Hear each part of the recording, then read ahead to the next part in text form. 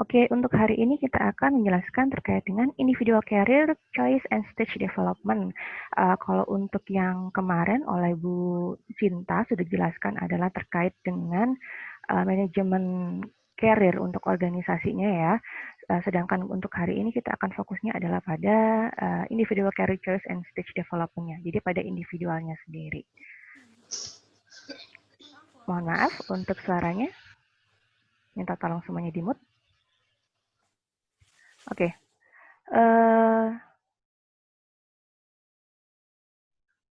Oke, kenapa kita butuh memahami terkait individual career terlebih dahulu? Karena tanpa memahami antecedentnya, faktor-faktornya, proses dan outcome dari individu sendiri, kita tidak akan dapat mengembangkan yang namanya manajemen karir yang tepat di organisasinya kita. Karena itu, kita perlu tahu sebenarnya apa sih individual career terlebih dahulu. Oh, baik kan mau. Oke, saya lanjutkan. Oke, sebenarnya banyak sekali permasalahan terkait individual career ini. Namun, kalau saya akan menjelaskannya semua dalam satu perkuliahan ini, otomatis nanti akan menghabiskan banyak waktu. Sehingga ini adalah yang akan kita bahas, two major career issues for the individual. Jadi yang pertama adalah career choice-nya, dan yang kedua adalah career development-nya. Career choice itu apa? Career choice itu adalah proses memilih career path atau vokasi tertentu yang mana bisa melibatkan pemilihan terkait pendidikan dan training pada karir tersebut. Lalu yang kedua adalah career development-nya atau pengembangan karirnya, yaitu kombinasi antara aspek fisik, psikis, sosial, edukasi, ekonomi, dan kesempatan dalam pembentukan karir individu pada keseluruhan jangka hidup individu. Seperti itu. Kita akan jelaskan satu-satu terlebih dahulu terkait dengan career choice dulu. Oke. Pada career choice ini sebenarnya ini adalah pertanyaan-pertanyaan yang mungkin sudah sering muncul dan akan kita coba jawab pada kali ini, yaitu mengapa sih seorang memilih jalur karir tertentu, lalu sejauh mana pilihan karir itu dipengaruhi oleh orang lain, lalu faktor sosial apa saja yang terlibat dalam pengambilan keputusan karirnya. Nah, sebagian besar keluaran dari pekerjaan dan karir yang didapatkan oleh setiap individu itu tergantung pada mengapa mereka melakukan apa yang mereka lakukan.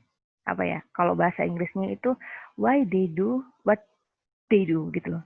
Kenapa sih kok mereka melakukan sesuatu itu gitu, alasannya kenapa. Nah, hal ini tuh menunjukkan betapa pentingnya pekerjaan bagi mereka sebagai bagian dari aspek kehidupan mereka. Kenapa sih mereka kok memilih pekerjaan itu? Kenapa sih mereka kok memilih karir tersebut? Nah, itu akan kita jelaskan terkait dengan career choice-nya.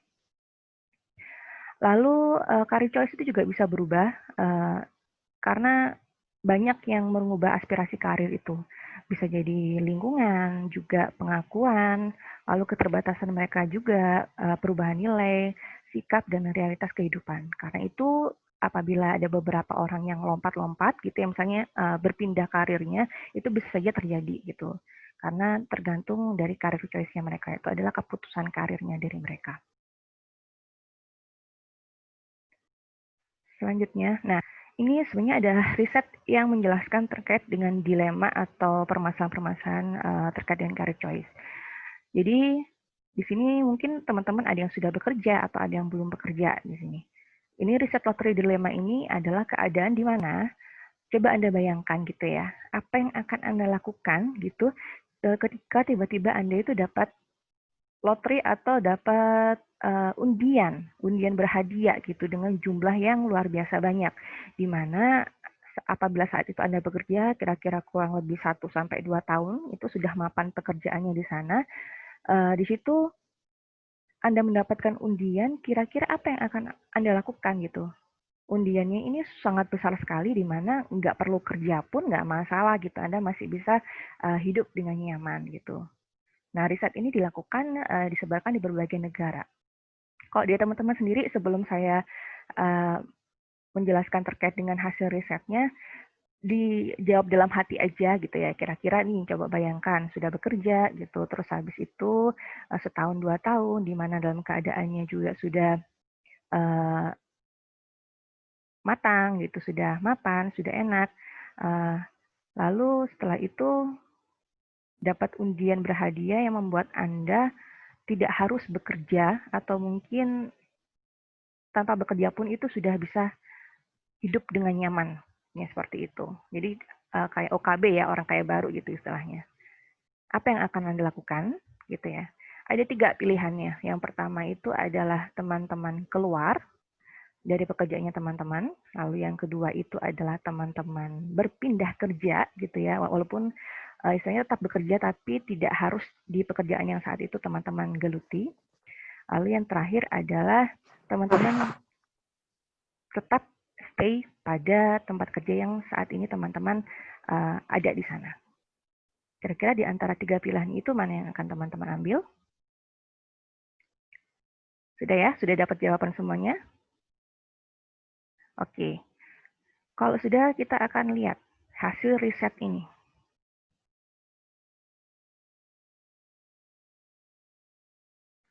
Bentar, kok nggak bisa di next? Oke, nah ternyata di beberapa negara ini ditunjukkan bahwa kalau di negara Britain, Jerman, Belgia, Belanda, USA, Israel, Jepang, Yugoslavia, di sini kita coba lihat persentasenya ya, yang di sini yang stop working dan sini yang tetap bekerja. Yang di sini adalah bekerja namun berbeda tempat atau berbeda kondisi gitu. Coba kita lihat di sini. Kalau di Jepang deh yang paling di sini 7% mengatakan untuk berhenti. Lalu yang di sini kelihatan nggak ya saya tunjukin. Sedangkan kalau di tengah, oke, di sini Jepang stop working 7%. Mengatakan tetap ingin bekerja di tempat yang sama ada 66%. Sedangkan yang ingin bekerja dengan keadaannya bekerja di tempat kerja yang sekarang. Dan yang satu lagi adalah tetap bekerja tapi di tempat kerja yang berbeda. Nah, kalau kita melihat dari sini berarti kita bisa melihat bahwa komitmen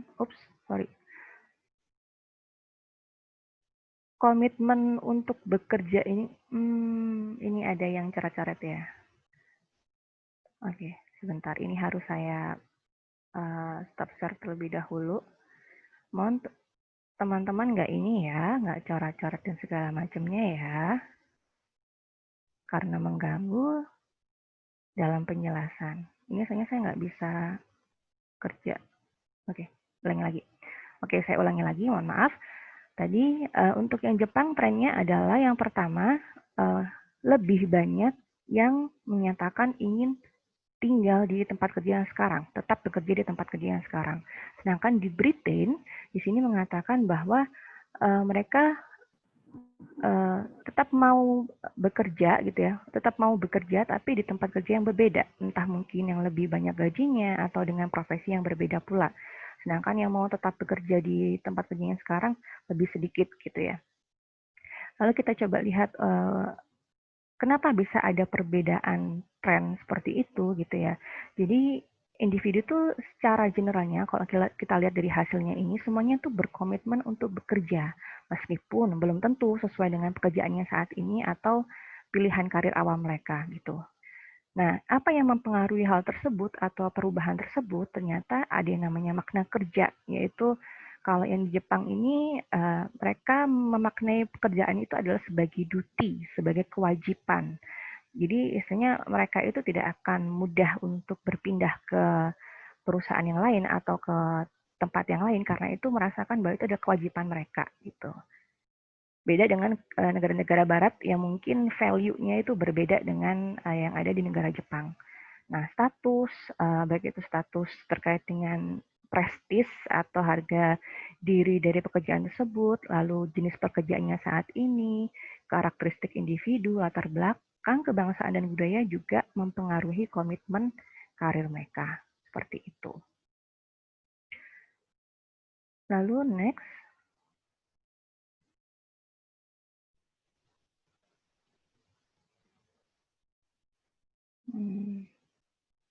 Oke. Nah,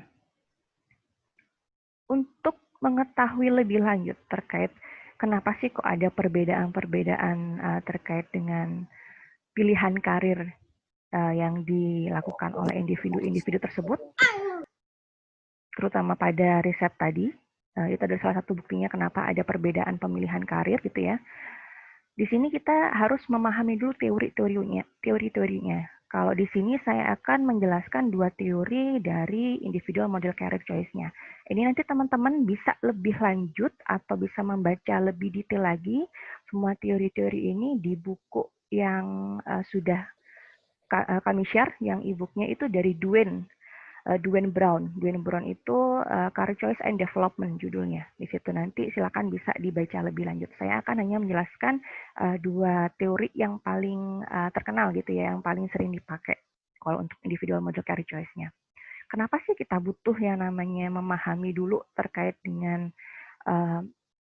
teorinya ini? Karena dengan adanya teori ini, istilahnya kita menjadi lem untuk mengetahui lebih lanjut atau untuk mengetahui lebih jelas perilaku behavior dari karir itu. Karena nantinya itu akan membantu kita dalam bikin tadi manajemen karirnya, dalam konseling karirnya juga, dan untuk intervensi karir dan sebagainya. Oke. Nah, ini adalah teori career choice yang pertama, yang paling sering dipakai gitu ya, dan mungkin teman-teman kalau kemarin sudah kuliah asesmen bakat minat belum ya? Kalau nggak salah sudah ya. Di situ ada teori Holland Coach atau Riasek, di mana di sini dikembangkan oleh Dr. John L. Holland gitu ya, seorang psikolog akademik yang mengenai cara mengklasifikasikan minat individu sehingga dapat dicocokkan dengan pilihan karir yang tepat. Di sini kenapa Riasek? Karena kategorisasi minatnya itu ada 6, yaitu realistic, investigative, artistic, social, enterprising, sama conventional. Nah, di sini teorinya Holland itu mengatakan bahwa pilihan pekerjaan adalah ekspresi kepribadian dan tidak acak. Jadi ada kesesuaian antara person sama job fit-nya atau pekerjaannya. Nah, anggota kelompok pekerjaan memiliki kepribadian yang mirip. Jadi orang-orang R itu kebanyakan akan ada karakteristik yang mirip satu dengan yang lainnya. Lalu orang yang memiliki minat I, A juga seperti itu. Lalu orang-orang di setiap kelompok akan menanggapi situasi suatu masalah dengan cara yang sama. Itu kecenderungannya karena tadi kepribadiannya mirip gitu ya, pola pikirnya kemungkinan akan cenderung sama, sehingga ketika menghadapi kesulitan atau permasalahan itu nanti akan menggunakan cara yang kira-kira mirip lah seperti itu. Lalu di sini prestasi kerja, stabilitas, dan kepuasan tergantung pada kesesuaian antara kepribadian seseorang dan lingkungan kerja. Semakin dia sesuai kepribadiannya dan minatnya terhadap pekerjaannya, maka probability orang tersebut untuk tetap bekerja di sana, juga puas dengan apa yang dia lakukan pada pekerjaan tersebut, akan cenderung lebih tinggi dibandingkan yang tidak cocok atau tidak sesuai dengan kepribadian dan minat dari orang tersebut. Nah, ini adalah gambaran dan pekerjaan yang sesuai berdasarkan dari 6 karakteristik. Jadi ada realistik, investigatif, artistik, terus sosial, terus sampai semuanya ini ada gitu ya. Silakan nanti bisa dibaca sendiri gitu. Saya akan jelaskan secara general aja gitu. Gambaran orang-orang realistik itu adalah biasanya pemalu, tapi stable sama orangnya praktikal. Karena apa? Di sini mereka menyukai aktivitas kerja di luar ruangan atau yang bersifat praktis, seperti membuat, membetulkan, merakit, atau membangun sesuatu dengan menggunakan atau mengoperasikan peralatan atau mesin, gitu. Selanjutnya untuk yang investigatif, di sini kepribadiannya kemungkinan akan lebih cenderung analytical dan independent, analitis dan mandiri. Mereka lebih suka pekerjaan-pekerjaan yang terkait dengan observasi, analitik, meneliti, eksperimen, serta pemecahan masalah. Gitu. Di sini ada contohnya itu misalnya peneliti, pekerja medis, ahli kimia, ilmuwan gitu ya. Kalau yang realistik ini yang kerja di lapangan biasanya. Petani, terus pengrajin, lalu insinyur, polisi atau yang bekerja di angkatan bersenjata, seperti itu. Selanjutnya yang ketiga adalah artistik. Di sini kecenderungannya adalah orang-orang yang sociable sama kooperatif. Di sini namanya sudah artistik gitu ya. Jadi biasanya kerjanya terkait dengan seni, pertunjukan, kreativitas dan imajinasi. Baik itu hal, benda, objek, segala macam terkait dengan artistik. Bisa dilihat penyanyi, aktor, reporter, perancang busana, MUA masuk dalam kategori artistik ini. Selanjutnya adalah yang sosial, yaitu orang-orangnya tipikalnya adalah praktikal dan efisien. Di sini aktivitas yang disukai adalah berhubungan dengan orang, tapi untuk mengajar, melatih, dan memberi informasi, menyembuhkan, melayani, serta membantu. Jadi namanya sosial ya, jadi kalau kalian konotasinya adalah yang organisasi sosial gitu kan, membantu, fokusnya adalah ke sana. Ini kadang-kadang yang sering kebalik sama yang enterprising. Mereka sama-sama suka berhubungan dengan orang gitu ya, berinteraksi dengan orang, cuma tujuannya berbeda. Kalau yang sosial ini membantu, mengajari, lalu memberikan informasi, melayani. Kalau ini adalah meyakinkan, mempersuasi, membujuk, memimpin, mengatur untuk mencapai tujuan dan keuntungan dari organisasi. Ini biasanya cenderung ambisius dan energetik. Kenapa? Karena ya kalau kita lihat dari contoh ini ya, contoh pekerjaannya, pengacara, politisi, bisnis wirausahawan gitu. Pekerjaannya adalah yang membutuhkan energi yang besar dan tipikalnya orang-orang yang ambisius, yang kalau dari Papekostik need achievement-nya tinggi gitu. Nah, kalau yang sosial di sini lebih cenderung pada guru, perawat, konselor, relawan masuk di sini. Dan yang terakhir adalah konvensional. Di sini menyukai aktivitas kerja yang melibatkan pengorganisasian data dan akurasi data. Jadi terkait dengan data-data, kerapian, itu masuk di konvensional. Makanya itu di sini karakteristiknya biasanya imajinatif dan idealistik. Gitu.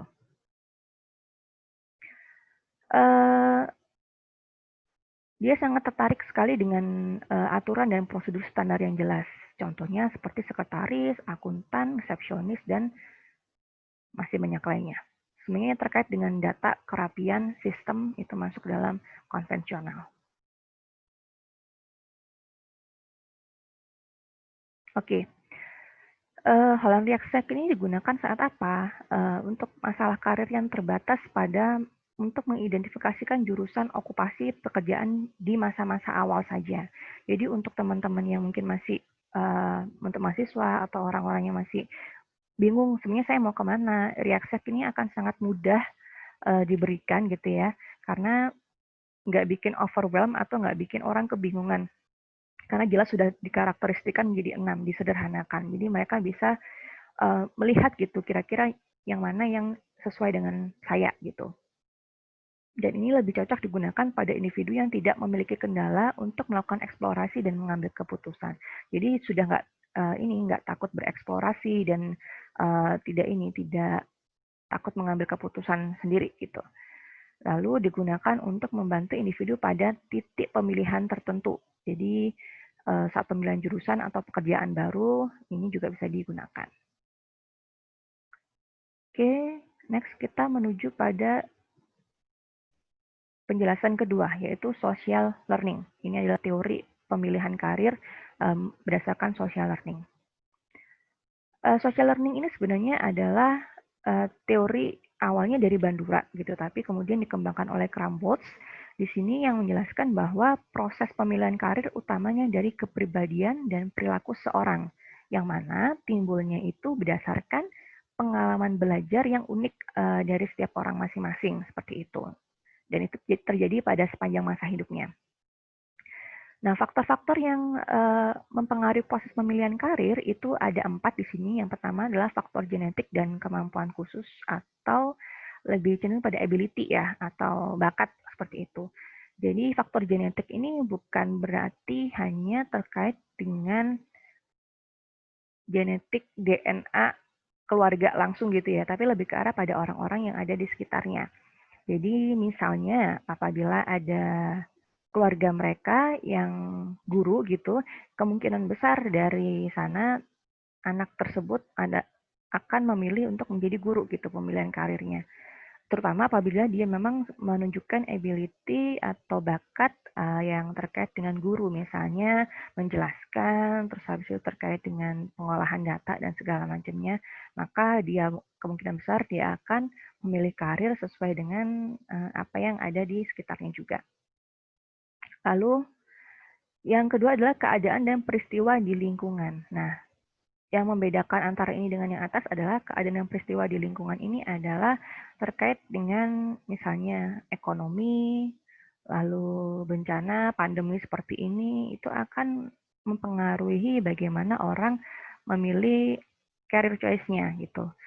Kalau untuk sekarang misalnya kan ada beberapa kemarin itu teman-teman yang memutuskan untuk tidak melanjutkan atau cuti terlebih dahulu untuk tidak kuliah itu karena menjadi pilihan mereka berhubungan dengan pandemi ini gitu. Karena pandemi ini akhirnya ekonomi menurun, mereka tidak mempunyai biaya yang mencukupi sehingga akhirnya career choice yang mereka pilih adalah untuk berhenti terlebih dahulu atau cuti terlebih dahulu dan bekerja untuk mencari uang yang lebih banyak untuk semester lanjutnya bisa dilanjutkan seperti itu. Lalu yang ketiga adalah pengalaman belajar. Nah, pengalaman belajar ini oleh Krumboltz ini sangat dikaitkan sama teori behavioristik, yaitu reinforcement positif dan negatif gitu. Jadi ini juga terkait dengan pandangan pada pekerjaan-pekerjaan tertentu gitu. Misalnya kalau zaman-zaman dulu itu tahun sekitar 2080, 90, 2000 itu masih PNS gitu ya. PNS, dokter, guru, pengajar, dosen, pekerjaan corporate itu dibilang adalah pekerjaan yang mapan, yang baik gitu ya. Jadi orang-orang yang bekerja di sana mendapatkan reinforcement positifnya, mendapatkan oh ya kamu bagus ya kerja di sini, oh kamu hebat ya bisa menjadi dokter. Itu adalah reinforcement positif yang muncul di masyarakat. Sehingga akhirnya pada zaman tersebut, pada era tersebut, yang diminati adalah pekerjaan-pekerjaan tadi yang mendapatkan responsmen positif di mata masyarakat atau di mata orang-orang di sekitarnya seperti itu. Sedangkan kalau zaman dulu wirausaha, pengusaha itu dianggap adalah pekerjaan yang menyusahkan gitu, yang istilahnya tidak terlalu prestis di mata masyarakat gitu, berbeda dengan zaman sekarang gitu kan, yang mengarangnya yang namanya wirausaha itu malah hal yang menjadi pilihan yang baik gitu dibandingkan kalau 10-20 tahun yang lalu. Startup sudah mulai kemana-mana, terus jadi YouTuber, Instagram, artis Instagram gitu kan. Nah, di sana itu adalah bukti bahwa nggak harus mereka menjadi pekerja pada suatu corporate gitu ya, tapi mereka bisa membangun ininya sendiri, membangun usahanya sendiri atau pekerjaannya sendiri untuk tetap kelihatan prestis di mata orang lain gitu. Nah, sekarang makanya kayak kesannya menjadi selebgram, lalu menjadi YouTubers itu malah banyak menjadi pilihan karir dari anak-anak zaman sekarang gitu, karena itu reinforcement positifnya baik gitu dibandingkan pekerjaan-pekerjaan yang lainnya. Lalu yang terakhir adalah pemberian tugas. Ini terkait dengan pilihan yang pertama tadi, faktor yang pertama tadi, yaitu terkait dengan ability atau bakatnya gitu ya. Jadi apabila bakatnya sudah bagus gitu ya, sudah baik bakatnya, kemudian tapi tidak diasah itu akan jadi percuma gitu. Jadi apabila dia sudah mengetahui bakatnya, sudah terampil pada sesuatu, apabila terus diasah itu akan mempengaruhi apakah dia akan memilih karir yang sesuai dengan bakatnya atau tidak gitu. Ini balik lagi pada dulu kalau yang di perkuliahan asesmen bakat dan minat gitu ya, bakat dan minat itu harus saling berdampingan gitu. Apabila bakat saja tanpa ada minat itu tidak akan kira-kira prosentase keberhasilannya itu akan lebih rendah dibandingkan individu yang memiliki bakat dan minat yang kongruen atau saling berdampingan seperti itu. Nah, ini adalah cara garis besar teori social learning pemilihan karir oleh Crumbles seperti itu. Selanjutnya kita mengarah pada career stage development. Ini mungkin kemarin pada pertemuan pertama sempat dijelaskan sedikit oleh Bu Iing terkait dengan tahapan-tahapan perkembangan karir, tugas-tugas perkembangan karir yang menurut Super di sini, yaitu terdapat implikasi antara konsep diri individu atau konsep diri vokasional terhadap proses pemilihan karirnya. Lalu proses perkembangan karir ini terjadi sepanjang hayat gitu. Ini kalau nggak salah sempat dijelaskan oleh Bu Iing, jadi saya nggak akan menjelaskan sampai rinci banget. Konsep diri vokasional ini terbentuk melalui 5 hal ini. Yang pertama adalah perkembangan fisik dan mental. Lalu yang kedua adalah pengamatan terhadap berbagai lapangan model pekerjaan. Yang ketiga, pemahaman akan pekerjaan orang-orang dewasa. Yang keempat, ada pengaruh lingkungan secara umum. Dan yang kelima, pengalaman yang diperoleh oleh individu secara umum. Gitu. Ini adalah 5 hal yang mempengaruhi konsep diri vokasional menurut Super. Selanjutnya, konsep diri vokasional itu kemudian bisa terbentuk ketika pemahaman terhadap keadaan diri dan pengalaman dihubungkan dengan kesadaran yang akan di dunia kerja. Karena itu dari Super sendiri akhirnya mengkategorikan lifespan rainbow ini yang situasi yang mendeterminasi bagaimana tahapan-tahapan dari tugas perkembangan dan juga kira-kira pada tahapan ini mereka karirnya harus bagaimana, seperti itu. Oke, kita bahas satu-satu.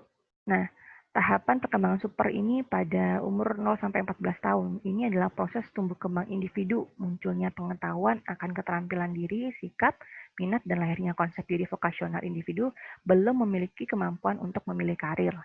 Jadi kalau sampai anak yang umur sampai 14 tahun itu jika belum saat ditanya kira-kira kamu nanti kalau besar mau jadi apa gitu, bisa berubah-ubah gitu. Ini coba teman-teman ingat lagi saat mungkin itu berarti sampai SMP ya, SD sampai SMP ya.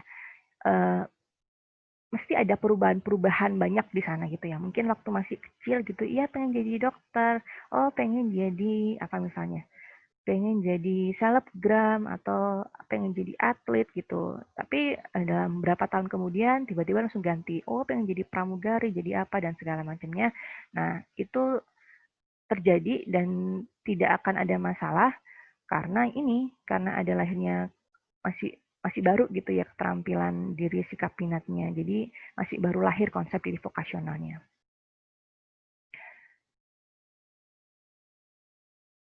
Selanjutnya, nah pada umur 15 sampai 24 tahun, yaitu masa sekarang teman-teman saat ini, yaitu individu mulai mengarahkan pemilihan karir pada rentangan yang lebih kecil dan spesifik, tapi belum sampai pada tahap pengambilan keputusan karir.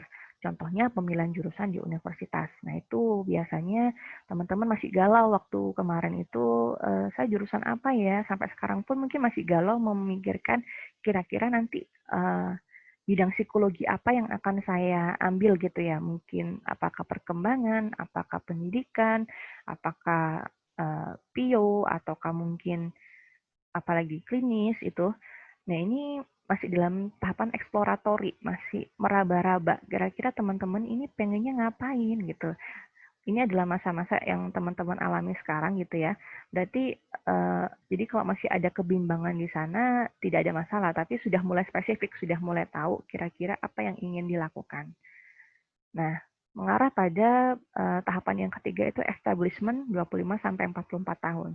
Individu mulai mencoba memasuki pekerjaan yang menurutnya sesuai dengan keadaan diri. Nah, ini sudah lulus S1, sudah mulai mencari pekerjaan yang cenderung tetap atau mungkin yang menetap, ngarahnya di sana. Jadi 25-44 tahun sudah mulai tahu kira-kira expertise saya di mana, kira-kira keahlian saya di mana. Nah, di situ pada umur 25-44 tahun inilah yang terjadi di sana. Selanjutnya adalah maintenance umur 45-64 tahun. Individu berupaya menyesuaikan diri pada pekerjaan yang dimiliki serta mencapai posisi yang lebih baik pada pekerjaan yang bersangkutan. Individu berada pada situasi mapan. Nah, di sini apabila sudah mendapatkan pekerjaan yang sesuai tadi dengan dirinya, yang merasa ini adalah pekerjaan yang cocok dengan saya, baik secara finansial, bakat, minat, dan segala macamnya, di sini biasanya akan mulai mengejarnya adalah mengejar pada promosi pengembangan karirnya. Sudah mulai memikirkan kira-kira apa yang bisa saya lakukan untuk bisa mengembangkan karir saya, agar saya bisa naik jabatan, atau perubahan apa yang saya butuhkan agar saya bisa lebih eksis, agar saya lebih berhasil gitu, lebih sukses seperti itu. Ini adalah maintenance tahapan umur 45-64 tahun. Dan yang terakhir adalah decline, yaitu umur 65 tahun ke atas. Mulai menurunnya keterampilan kerja dan memasuki periode pensiun.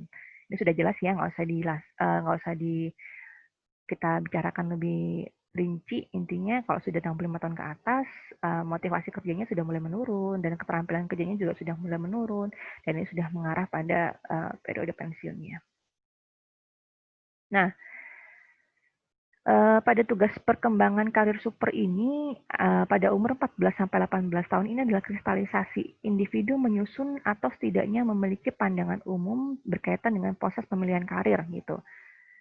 Ini sudah teman-teman lewati, lalu sekarang mengarah pada spesifikasi. 18-21 tahun, individu mulai menentukan pilihan yang lebih spesifik terkait dengan pekerjaan dan karirnya. Ini kalau teman-teman masih belum mendapatkan tersebut gitu ya, masih belum menyelesaikan tugas perkembangan karirnya, berarti ada permasalahan dalam tahapan tersebut gitu, pada tahapan sebelumnya. Itulah yang nanti kita akan mengarahkan pada bisa konseling karir atau intervensi karir lainnya. Umur 21-24 di sini adalah individu menyelesaikan proses studi berkaitan dengan pemilihan karir dan mulai masuk pada pekerjaan-pekerjaan tertentu. Jadi buat ini kalau ada mahasiswa-mahasiswa abadi gitu ya, sampai umur 25 masih belum lulus juga gitu. Nah, ini berarti mengatakan bahwa dia masih belum selesai perkembangan karirnya di sini. Terhambat perkembangan karirnya. Dan ini adalah masa stabilisasi tadi yang 24-35 tahun, menunjukkan performasi kerja lapangan kerja yang digeluti, baik dalam bentuk perusahaan atau wirausaha, lalu konsolidasi 35 tahun ke atas. Sudah mapan karirnya, sudah menjadi senior di sana, bisa menjadi sudah dapat bawahan, dan kolega-kolega istilahnya sudah mulai mantap lah pada pekerjaannya tersebut, dan selangkah lebih maju dalam karirnya. Di sini sudah mulai ke arah promosinya. Nah, intinya hubungan teori super dengan pemilihan karir adalah sikap dan keterampilan dalam mengambil keputusan dan bereksplorasi sangat penting untuk dipelajari di masa kanak-kanak awal untuk memfasilitasi pengembangan karir yang optimal. Jadi kalau masa kanak-kanak awal mulai ditawarin gitu ya anak-anaknya untuk misalnya kamu mau ini apa, mau kursus apa, misalnya mau ini kah, kursus balet, kursus piano, atau mungkin kursus bahasa Inggris dan segala macamnya, itu bisa diberikan kepada mereka untuk tahapan eksplorasi gitu, agar mereka bisa terekspos dengan berbagai macam karir, dengan berbagai macam pendidikan juga, sehingga mereka bisa tahu gitu, akhirnya sudah mendapatkan informasi yang banyak dan bisa memutuskan karirnya dengan lebih cepat seperti itu. Dan pengetahuan mengenai nilai-nilai memberi pengaruh penting pada pemilihan karir dan pengembangan karir tersebut. Ya tadi yang fokusnya terkait dengan faktor-faktor yang mempengaruhi pemilihan karir itu. Kira-kira itu saja penjelasan dari saya. Dari sini Teman-teman, apakah ada yang mau bertanya terlebih dahulu? Silakan.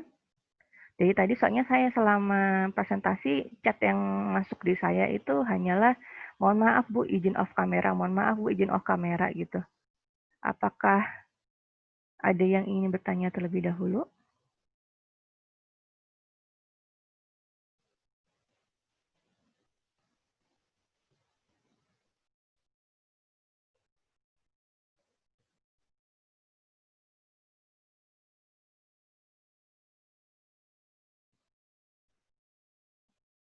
Gimana teman-teman? Apakah ada yang ingin ditanyakan?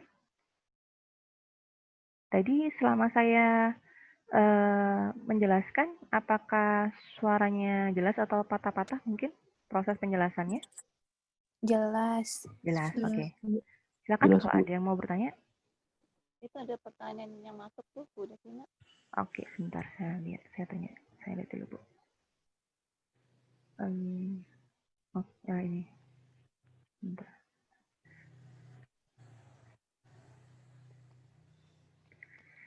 Oke, Rizky dari Psikologi D izin bertanya, apakah career choice itu sangat berpengaruh pada suatu trending yang terjadi dalam perubahan memandang suatu pekerjaan? Misalnya, seperti Ibu bilang, pada beberapa tahun lalu, guru adalah suatu karir yang mengundang reinforcement positif. Tapi pada perkembangan internet sekarang, orang-orang lebih menginginkan menjadi seorang YouTuber. Apakah hal ini terus berkembang, Bu? Oke, tadi menjadi adalah faktor-faktor yang mempengaruhi dalam pemilihan karir choice tadi, pemilihan karirnya gitu.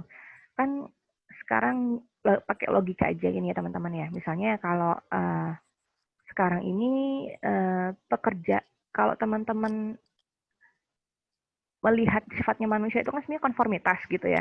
Jadi kalau semuanya hal-hal yang menarik, hal-hal yang istilahnya memberikan suatu keuntungan, terus habis itu juga karena perubahan itu terus terjadi gitu ya. Nah, selama perubahan ini apabila saat ini yang lagi musim itu adalah faktor-faktor lingkungan gitu yang mempengaruhi dan persepsi yang mempengaruhi itu adalah terkait dengan ya tadi wirausaha, jadi selebgram, jadi YouTubers gitu. Karena semakin berganti zaman gitu kan, orang yang bekerja itu juga berganti gitu ya. Yang kalau dulu kan yang bekerja itu adalah saya, sekarang saya gitu ya. Kalau dulu zamannya Bu Judia mungkin sudah berbeda ininya untuk karakteristik atau persepsi pekerjaan yang baik gitu. Nah, kalau zaman saya sudah mulai mengarah adalah pekerjaan yang semi-semi, sudah internet itu seperti kayak desain grafis, desainer untuk IT itu sudah mulai ini, sudah mulai diminati karena apa? Adanya perubahan, ini juga perubahan lingkungan terkait dengan ekonomi, internet dan segala macamnya seperti itu. Jelas itu adalah faktor-faktor yang mempengaruhi dalam pemilihan career choice ini. Gimana? Bisa dipahami, Rizky? Atau dari Bu Dwi Sintawati dan Bu Judia, kalau ada yang ingin menambahkan? Kalau dari saya sih pada dasarnya sama dengan Ibu Devina. Pasti akan ada perubahan-perubahan sih, terutama terkait dengan perkembangan teknologi ya kalau seperti saat ini ya. Dan itu pasti mempengaruhi minat terutama dari pribadi-pribadi yang ada. Apalagi kalau misalnya mereka melihat nih kalau zaman-zaman sekarang kan melihat selebgram kayaknya cukup menurut mereka sih dianggap mudah ya. Sehingga mereka pengen supaya bisa cepet nih menjadi sukses seperti selebgram seperti itu. Dan apalagi ini akan terus instan ya Bu ya sekarang ya. Akan terus berubah sih sesuai dengan tuntutan zamannya. Jadi bisa jadi mungkin ke depannya kita who knows ya. Mungkin ngomongin masalah teknologi kan sekarang mungkin ada kurir. Kedepannya mungkin tidak dibutuhkan kurir karena bisa melakukan pengiriman dengan drone segala macam sehingga yang dibutuhkan misalnya teknisi drone atau ahli mengemudikan drone seperti itu. Kita hunus sih kedepannya. Jadi pasti akan ada perubahan-perubahan seperti itu. Berarti peluang kerja itu juga mempengaruhi juga ya Bu ya terkait dengan apakah career choice itu bisa mereka pilih atau tidak gitu. Kayak dulu itu masih ada yang namanya pekerja di tol, sekarang sudah mulai berkurang gitu ya Bu ya. Seperti itu contohnya. Oke, selanjutnya dari Elvira, izin bertanya Bu, ketika kita memilih pekerjaan tidak sesuai dengan kepribadian atau minat, apakah kepuasan kerja tidak bisa dicapai? Ini sudah mengarah ke sana gitu ya. Oke, kalau tadi yang saya bilang adalah probability atau persentase kemungkinan teman-teman akan berhasil atau stabil pada suatu pekerjaan itu akan lebih tinggi jikalau teman-teman sesuai dengan kepribadian dan minatnya. Logikanya kayak gini deh, kalau teman-teman tidak tertarik pada suatu hal gitu ya, tidak ada keinginan untuk mengetahui lebih lanjut terkait dengan hal tersebut gitu, apakah teman-teman akan tetap stay di sana, apakah teman-teman akan bertahan di sana gitu ya. Sebenarnya banyak faktor yang mempengaruhi. Jadi tergantung dari bagaimana teman-teman memaknai pekerjaan tersebut gitu ya. Ada kasus di mana orang-orang itu memilih career choice-nya itu adalah karena kebetulan gitu, atau mungkin karena karena suatu keadaan gitu ya. Misalnya, aduh saya nggak memiliki keahlian tertentu segala macam. Ini ada jadi supir Gojek. Oke deh, nggak apa-apa. Saya gelutilah, saya mau jadi supir Gojek aja gitu. Setelah menjadi supir Gojek, dia merasakan bahwa oh enak juga ya, fleksibel, jamnya agak susah sih, tapi untuk menuhin target, tapi ya saya kerja ini cuma buat nambah-nambah uang saku kok gitu misalnya. Nah itu dia mengartikan pekerjaannya itu adalah untuk itu menambah-nambah uang saku. Jadi istilahnya dengan keadaan dia menjadi supir Gojek pun itu juga udah puas gitu ngarahnya ke sana. Ya, tapi kalau ada orang yang memaknai kerjanya adalah bahwa saya kerja untuk menyalurkan minat saya kerja adalah untuk agar saya bisa menyalurkan keinginan saya seperti itu. Nah, apabila dia tidak bisa menyalurkan atau meraih tujuan tersebut, otomatis kepuasan kerja tidak akan tercapai di sana. Gitu ya, Bu Sinta, kira-kira, Bu Judia.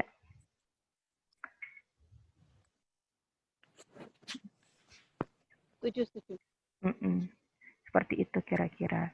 Selanjutnya, tadi sudah, sekarang Lintang. Apakah semua orang mengalami tugas perkembangan super sesuai tahapannya? Kemudian saya ingin bertanya lagi, Bu, kira-kira kesesuaian individu dengan tahapan tugas perkembangan super tadi, apakah dapat mempengaruhi kesuksesan karir seorang di kedepannya? Oke, super ini adalah salah satu teori dari stage perkembangan. Kalau kalian baca bukunya Bu Iing gitu ya, itu ada salah satu, atau buku perkembangan yang lain stage-nya. Sini kalau saya kan mumpung ada di sini masih ada bukunya Bu Iing, jadi ya sudah saya pakai gitu. Di sini menyatakan bahwa ada berbagai macam teori gitu, tapi yang paling sering dipakai atau yang paling terkenal adalah teorinya dari super. Ini tugas perkembangan super ini sesuai tahapannya ini intinya adalah kalau super mengatakan kalau tahapan yang sebelumnya itu belum tercapai atau belum dilaksanakan, maka otomatis dia tidak bisa menyelesaikan tahapan yang selanjutnya, gitu ya. Jadi logikanya kalau teman-teman SD kelas 1 tidak bisa ini, jadi kalau SD kelas 1 nggak lulus gitu ya, masa bisa naik ke SD kelas 2 gitu. Atau mungkin teman-teman kalau belum tahu gimana cara nyalain komputer, gimana caranya Anda bisa mengoperasikan komputer, seperti itu. Logikanya itu adalah teorinya dari super. Jadi setiap orang jelas akan dari teorinya memiliki tahapan perkembangan, memiliki kewajiban untuk menyelesaikan tahapan perkembangan tersebut. Tapi bagaimana dengan temponya? Nah, itu berbeda-beda. Nah, apabila tidak sesuai dengan tahapan umurnya, misalnya seperti itu, maka bisa dikatakan dia belum menyelesaikan tahapan itu, gitu ya, maka perlu intervensi gitu. Tapi kalau dia lebih maju atau menyelesaikan tahapan itu dengan lebih awal, berarti bisa dikatakan karirnya lebih matang, seperti itu.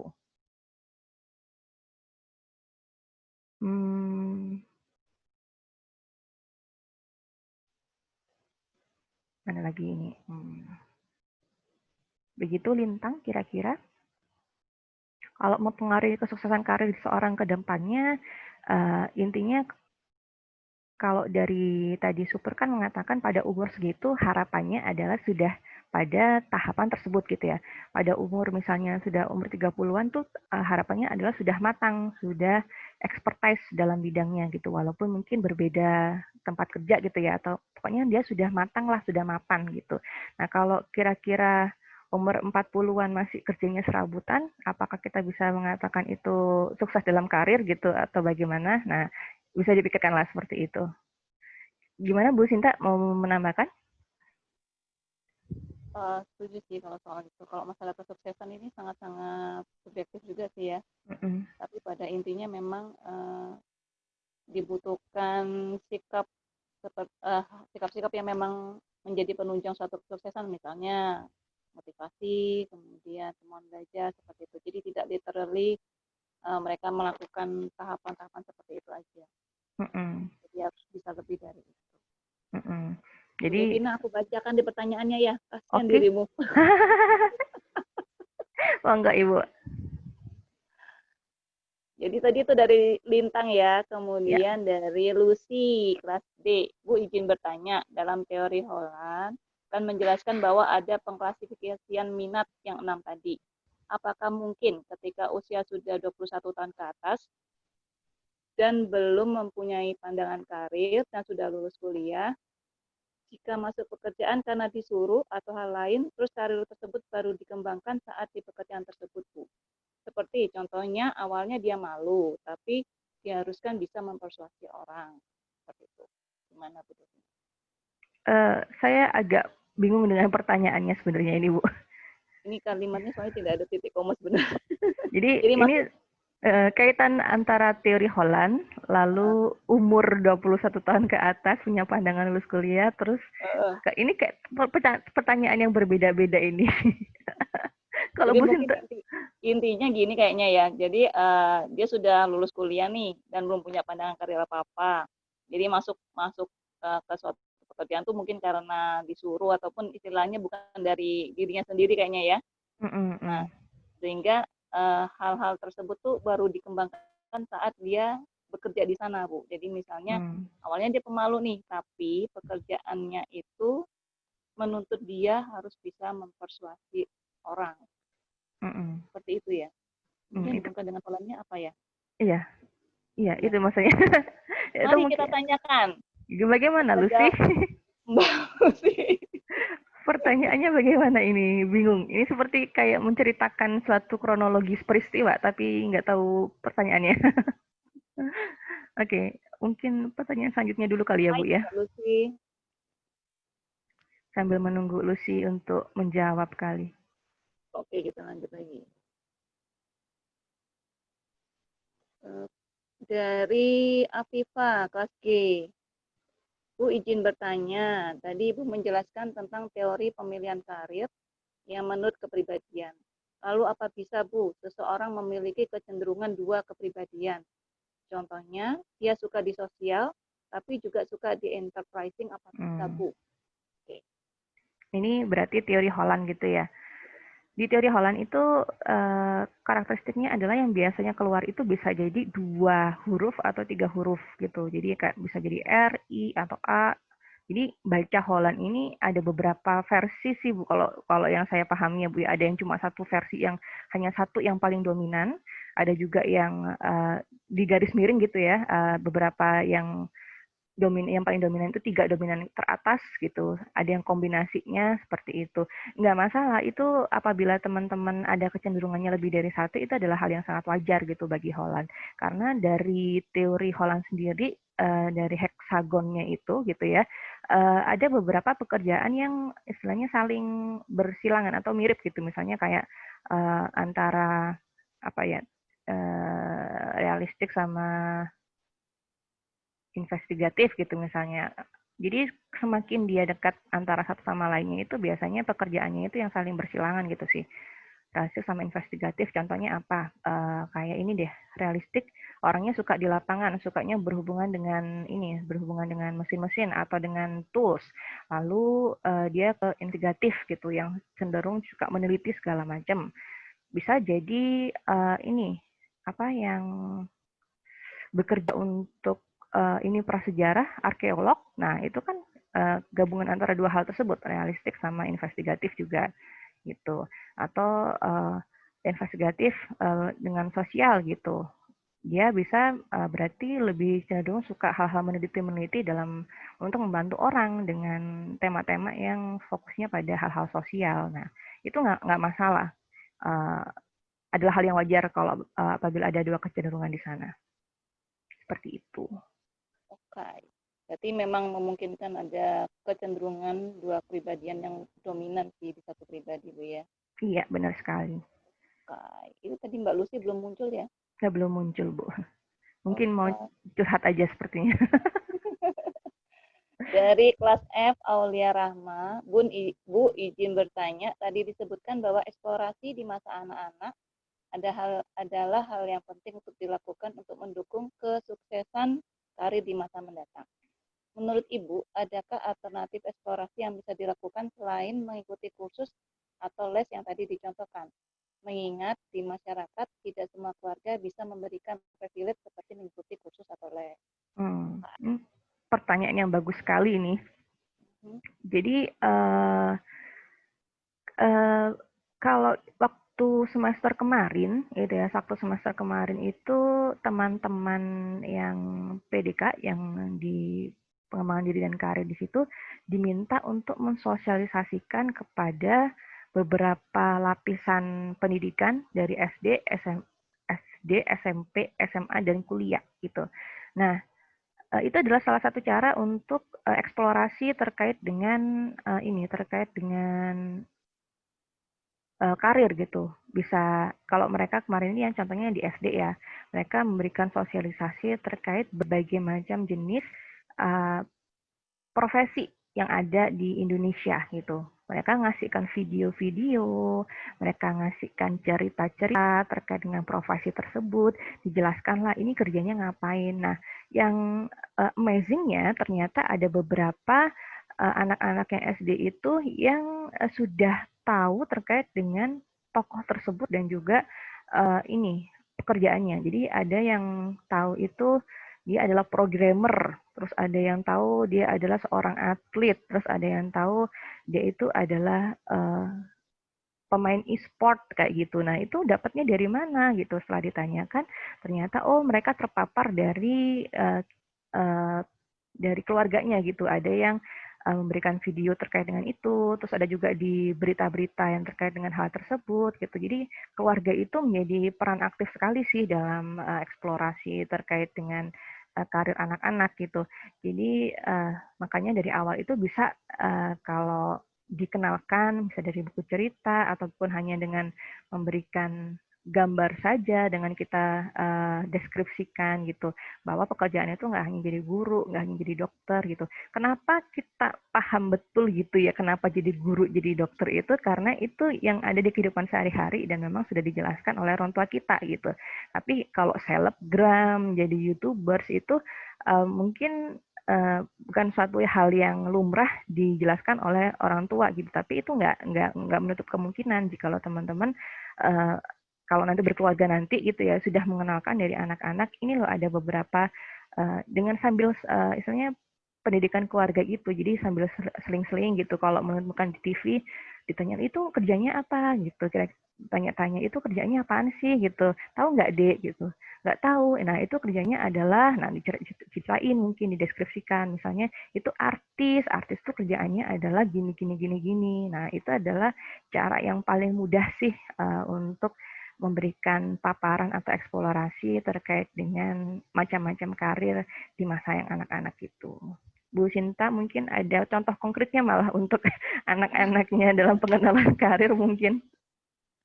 Enggak, tadi yang disampaikan udah benar sih. Kalau kita ngomongin anak-anak, memang kan lingkungan terdekatnya adalah keluarga ya. Jadi memang banyak informasi itu justru awalnya dari orang tua, kemudian mungkin dari buku-buku yang diberikan oleh orang tua juga, dari cerita-cerita. Dulu waktu kecil anak saya itu cita-citanya adalah menjadi driver truk sampah. Wah. Karena saya belikan dia banyak buku cerita dan salah satunya tuh cerita tentang driver truk sampah. Kalau di luar kan memang sangat ini ya, beda lah ya sama di sini. Jadi secara lingkungan juga bersih sebenarnya meskipun dia mengendarai truk sampah. Kemudian sangat diapresiasi sekali kalau di luar. Nah ini memang jadi tugasnya orang tua ketika aku pengen kayak gini, ya coba dijelaskan dengan kondisi realnya yang terjadi di sini seperti apa. Kalau misalnya di luar seperti apa, sehingga dia punya gambaran. Bener banget ya dari katanya Ibu Devina. Jadi memang kalau kita ngomongin anak-anak, sumber informasi memang dari lingkungan terdekat yaitu keluarga. Gitu. Oke, kita lanjut lagi ya, atau dari Ibu Ju mungkin mau menambahkan?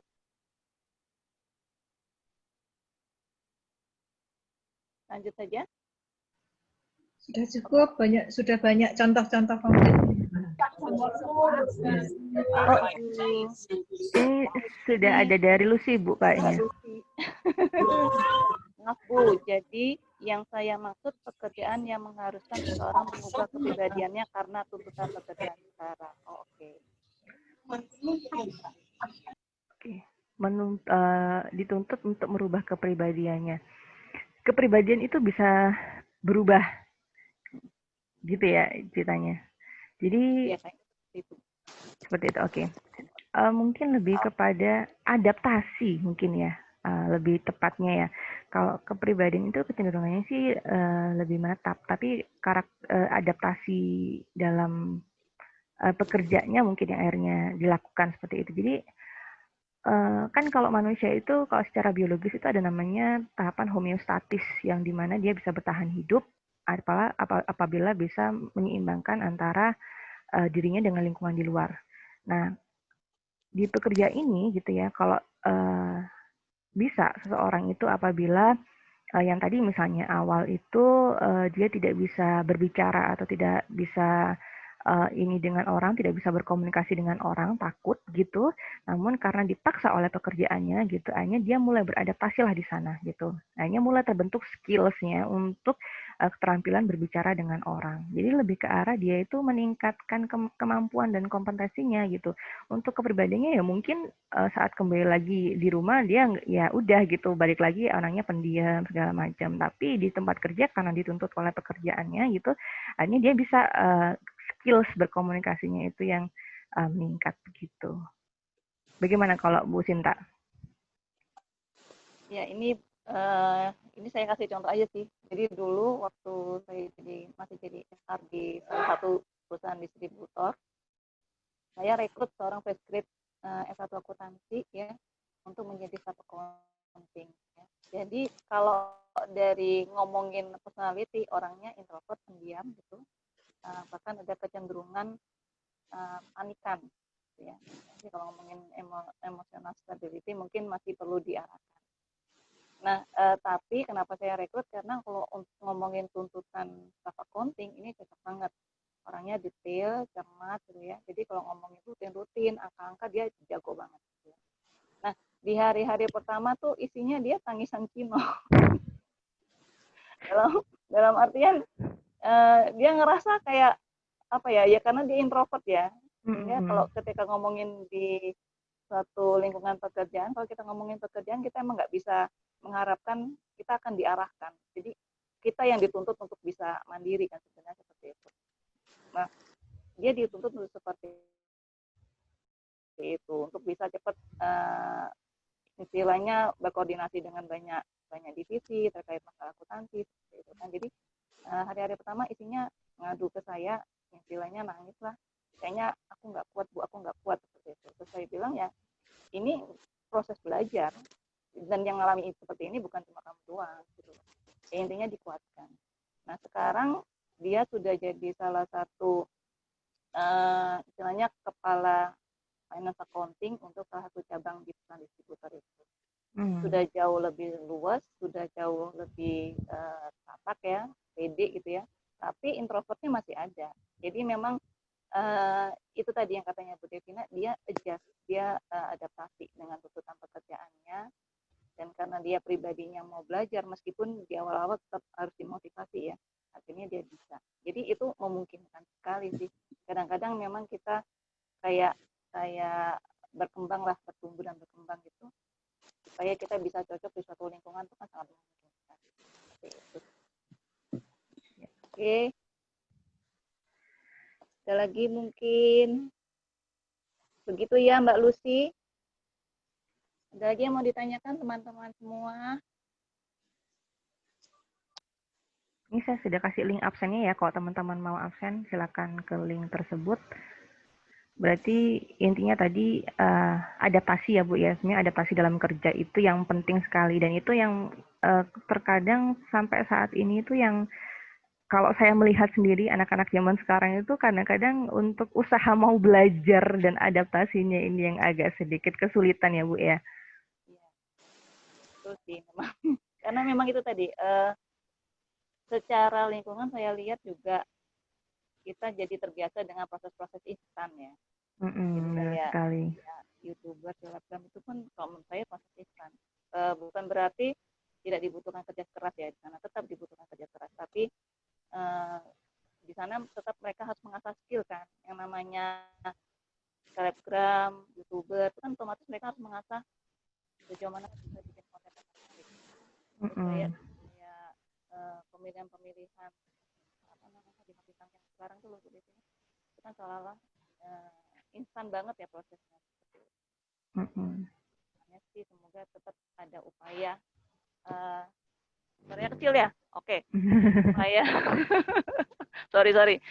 Tetap diharapkan teman-teman ke depannya mau belajar gitu ya. Itu yang paling penting sih. Dan juga siap untuk beradaptasi.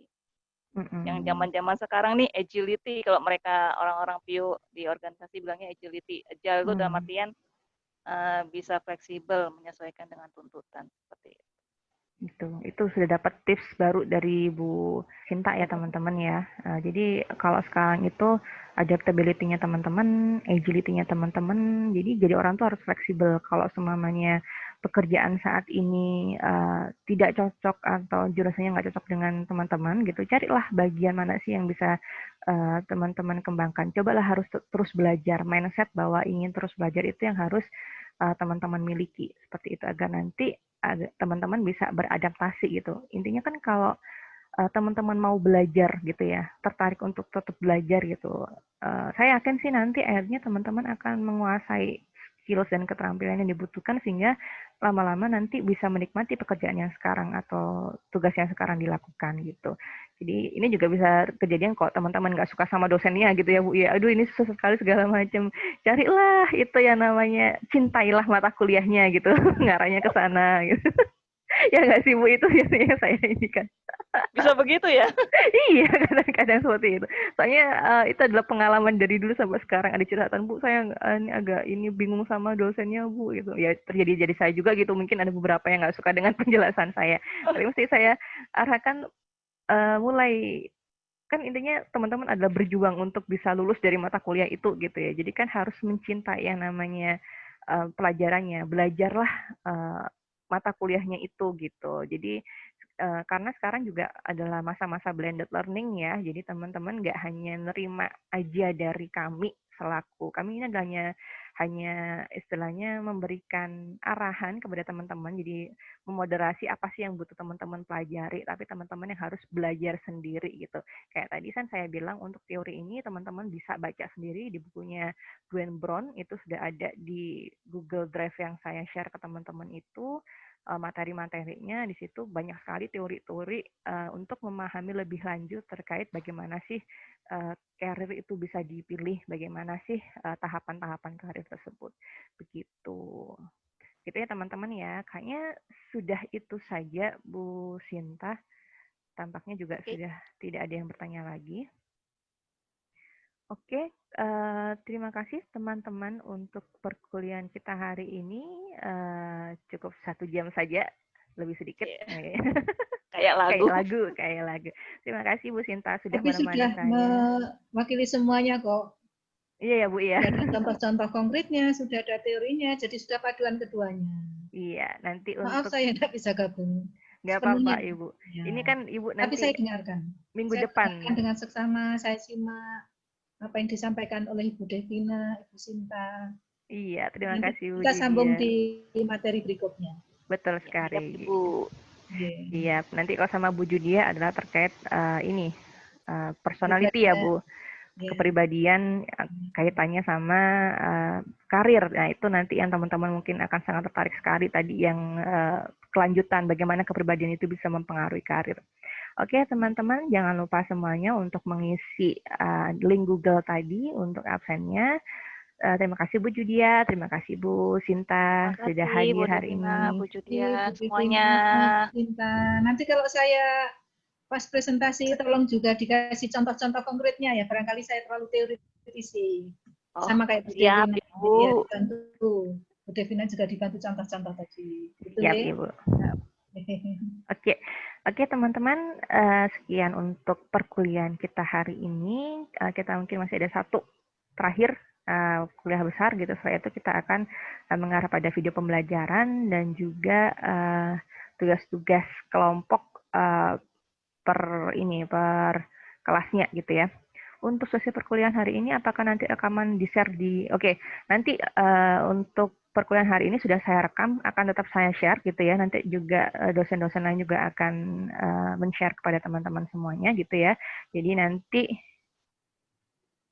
bisa teman-teman melihat lagi gitu kira-kira apa saja yang telah dibahas pada perkuliahan hari ini. Oke, sekian. Terima kasih sudah memperhatikan teman-teman yang sudah berpartisipasi. Terima kasih juga. Kami tetap mengharapkan partisipasi teman-teman semuanya untuk perkuliahan-perkuliahan selanjutnya. Sekian dari saya akhiri. Wabillahi taufiq wal hidayah. Wassalamualaikum warahmatullahi wabarakatuh. Waalaikumsalam warahmatullahi wabarakatuh. Waalaikumsalam warahmatullahi wabarakatuh. Warahmatullahi wabarakatuh. Terima kasih, Bu.